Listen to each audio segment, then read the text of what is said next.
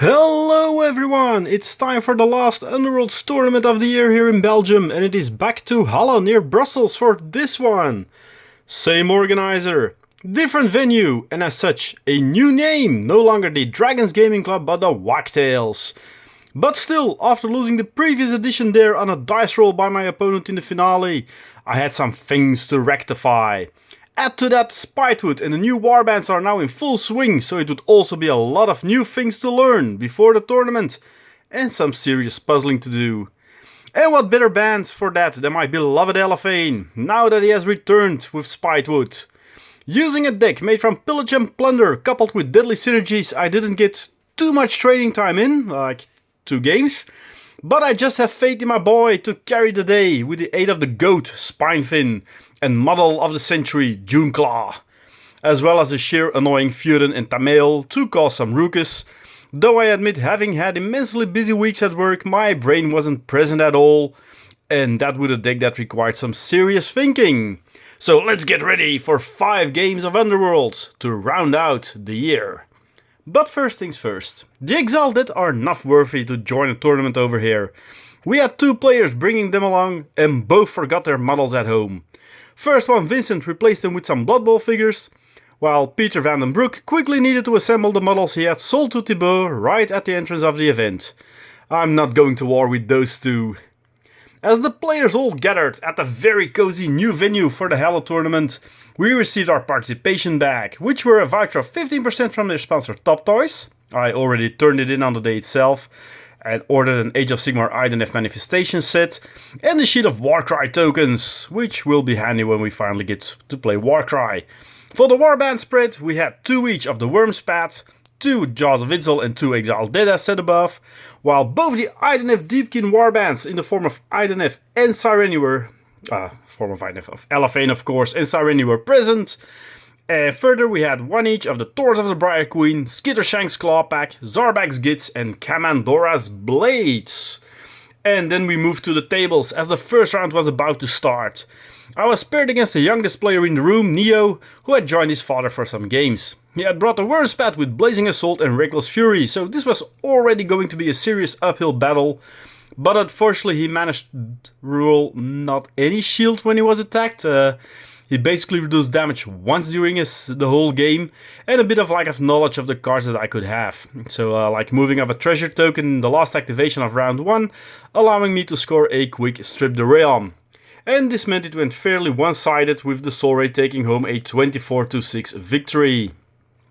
Now that also meant for the second round I would be facing his dad, and that's the well-known player Valentin.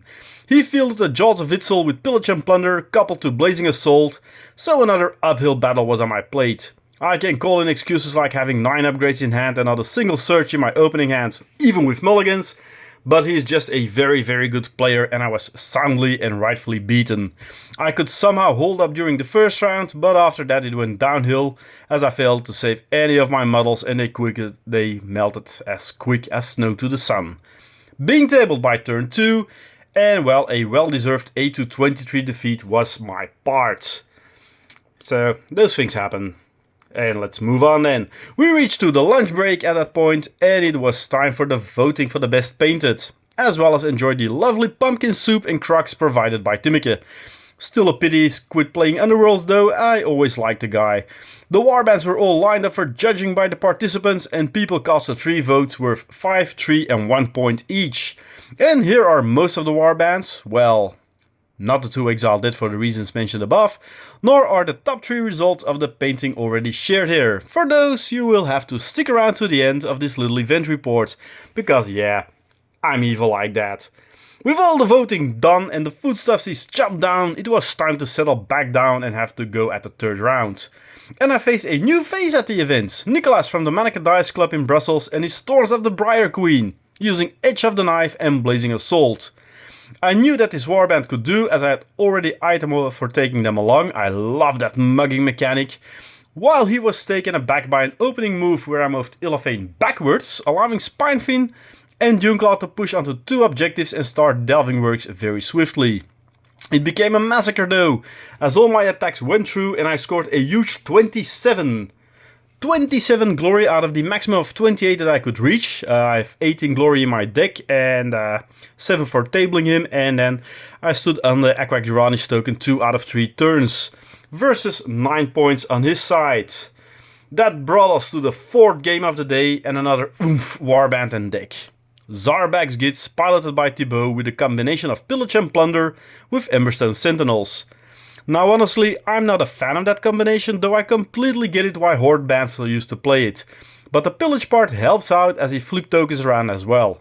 It was a hard fought battle, but especially the second turn with all my Ensnare wreaked havoc. Because when Tamil inspires he has Ensnare and shooting attack of Elephane gets Ensnare. And since he's everywhere, I could just reach him without charging. It, allowed me to score Strip the Realm and quite a lot of other cards. And, well, in the final round, I didn't deny him scoring his Strip the Realm for the event because it was Glory scored and not Glory differential as a tiebreaker. And I managed a solid 24-19 victory, which could have been 24-16, but that didn't matter at all. This meant that I was currently in joint second place behind Valentin, but only 2 glory points short. Well, unfortunately, for the next game, the setup, the picture was blurred, so mostly going to be some talking and enjoy some flyers. But I needed to win this final game big and hope that Valentin dropped the ball to pull off a surprise last-minute overtake. My opponent was Wouter, and well, he had the Jaws of Itzel with Pillage and Plunder, and another deck was Rack and Ruin. The game went on rather equally, but I was forced to focus in the final round just once too many times to get my Strip the Realm, and as such couldn't deny his anymore, as we both had only one figure left, and had I pulled Strip the Realm one turn earlier, I could have moved on the final treasure token. I could have scored mine, and he couldn't have scored his because he was stranded on an Aqua Uranus token. But yeah, without the card I couldn't overtake him anyway, so I had to gamble and hope that he didn't have his one in hand, but he did. And I was defeated 21-22 in the end. It didn't help that I couldn't manage a single save even with 3 dice against only 2 offensive successes to score Got Your Back from round 1 onwards, or the game would have swung my way. Not that it mattered because Valentin won his game anyway and as such the event, but I did overtake him still on scored glory as he won with a rather modest score against Peter van den Broek and his Exiled Dead. And so the battles came to a close, and with Valentin, who had defeated everything Belgium could throw at him, the rightful victor of the event. In second place came Wouter with a 4-1 record, while I still ended up on the podium though with my boy Elephane, thanks to a massive amount of 104 glory scored, in a whole group of players going 3-2. So it still was a decent result in the end, even though the Jaws proved to be my undoing today. Elite aggro, it's going to be an issue with the band in the build, but that's nothing new, and I had a reason they are high up there in my list, together with the Grimwatch, always a Grimwatch, and the Exiled Death, with their raising mechanics. Take into account that Nico and the Razors came 4th today, and it was truly a tournament dominated first by the Seraphon and then followed by the Idenef Deepkin before everything else came into play. So let's get back now to those painting results as promised. In 3rd place, Philip came with his Kamandora blades, while 2nd place was taken by Nico and his Sirenis Razors. But the winner of Best Painted was Thibaut with his Zarbag's Gits. And so ended the tournament, apart from one special prize. Apparently the community, without me knowing, had created a special prize for me as Best Belgian Underworlds Player in 2025, or as Johan liked to call it, Slanish favorite little bitch, and made me this very special t-shirt, which is here modeled by Johan, of Ravgorn in a metal festival style. Listing the victories from this year, well, he was a bit premature as he had already put this tournament on there as well. Thanks for the confidence, but it all has to be played for. And as a sort of tour agenda, really thank you for this, fellas, and I'll wear it with pride when I get to the Ravgorn challenge for 2026. About which you can learn more on this channel if you go back a few weeks in my videos. And so we end the year with 8 tournaments of Underworlds played, of which I won 4, scored a 2nd and a 3rd place podium, and 2 5th places. Not too shabby, and it'd be, well, nigh on impossible to do better next year, but we can only try. And we're also gonna go to the Maastricht event, and yeah, I'm not gonna break any pots there, but just looks like fun to play well, if everything goes bad and everything goes to 3 games because it's best of 3, 21 games of Underworlds?